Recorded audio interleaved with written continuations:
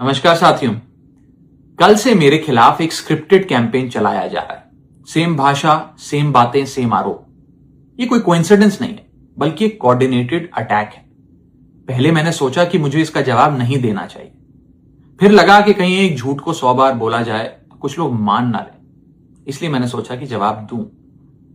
आम आदमी पार्टी ने 3 आरोप लगाते हुए यह कहा कि इन 3 आरोपों की वजह से हम राघव चड्ढा को पार्लियामेंट में बोलने का मौका नहीं देंगे। राघव चड्ढा के पार्लियामेंट में बोलने पर रोक इसलिए लगाई गई क्योंकि उन्होंने ये 3 गलतियां करी। मैं एक एक करके इन तीनों पर आपसे बात करना चाहूंगा। पहला आरोप कि जब ऑपोजिशन पार्लियामेंट से वॉकआउट करता है, सदन से वॉकआउट करता है, तो राघव चड्ढा वहीं बैठे रहते हैं, वो वॉकआउट नहीं करते। यह सरासर झूठ है, सफेद झूठ। मैं चुनौती देता हूं, एक इंस्टेंस, एक दिन ऐसा बताइए जब ऑपोजिशन ने वॉकआउट किया हो और मैंने उनका साथ ना दिया हो, मैं साथ में वॉकआउट नहीं किया हो। और पार्लियामेंट में तो हर जगह सीसीटीवी कैमरा है।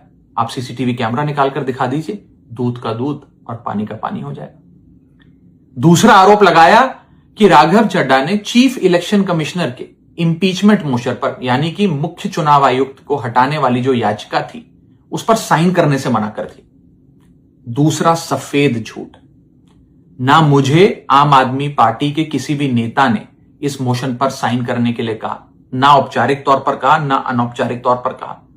और आम आदमी पार्टी के राज्यसभा में कुल 10 सांसद हैं, जिनमें से 6 या 7 सांसदों ने इस मोशन पर खुद ही साइन नहीं किया। तो भला इसमें मेरी क्या गलती?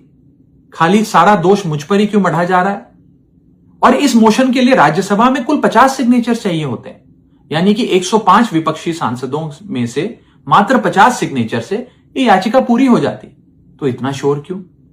और तीसरा आरोप जो मुझ पर लगाया गया वो ये था कि राघव चड्ढा डर गए हैं और इसलिए वो बेकार मुद्दे उठाते हैं। पहली बात मैं बता दूं कि मैं पार्लियामेंट में शोर मचाने, चीखने, चिल्लाने, माइक तोड़ने या गाली देने नहीं गया। मैं वहां पर जनता के मुद्दे उठाने गया हूं, लोगों की बात करने गया हूं। और मैंने कौन सा मुद्दा नहीं उठाया?